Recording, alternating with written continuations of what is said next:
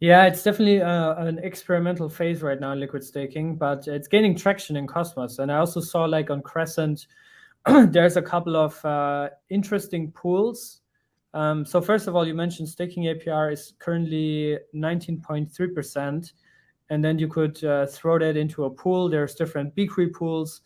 Obviously, the new ones that have low liquidity that have the highest APR, but be careful with that. Just as a user, I think it's always good. Like when you put money into liquidity pools that have low TVL in the beginning, like you need to know what you're doing. But there's also interesting liquid staking pairs, right? STK Atom. I think there's also a Stride implementation. Is that correct or not Yeah, yet? Ah, yeah, yeah, yes. ST Atom IST. A lot of very nice pools. Like I'm also using a couple of these pools. And like I said, I think the the UX and the user flow is quite nice. Um, but yeah, maybe you can talk a little bit about that, because I think that's also part of the roadmap, and like what you guys are focused on right now most is to further improve the UX and the UI. yeah.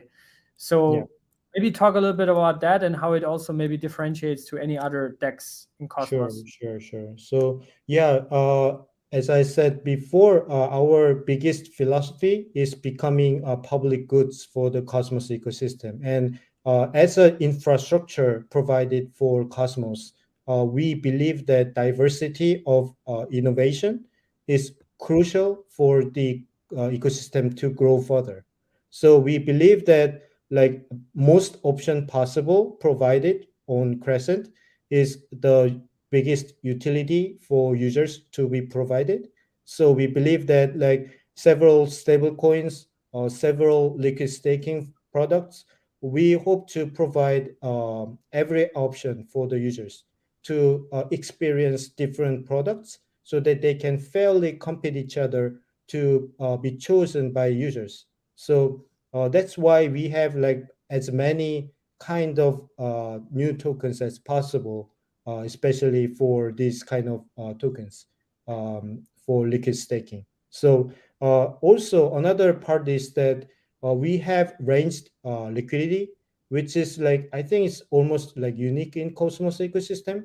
And this like concentrated liquidity can provide very capital efficient liquidity for like these stable pairs with relatively similar price movement. So like Atom versus like STK Atom, because the price movement is really small within this pair, we can provide very capital efficient liquidity providing.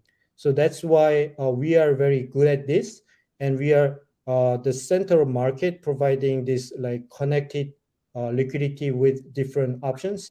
So that's another technological reason why Crescent is center of this activity. I think it mentions also in the roadmap a couple of more features that are coming. I think also perpetuals, if I'm not Mhm. mistaken. So can you talk about that? And yeah, some of the other like trading features that Crescent currently provides or provides in the future. I think it's also one of the few order book dexes right now in Cosmos, right? Yeah.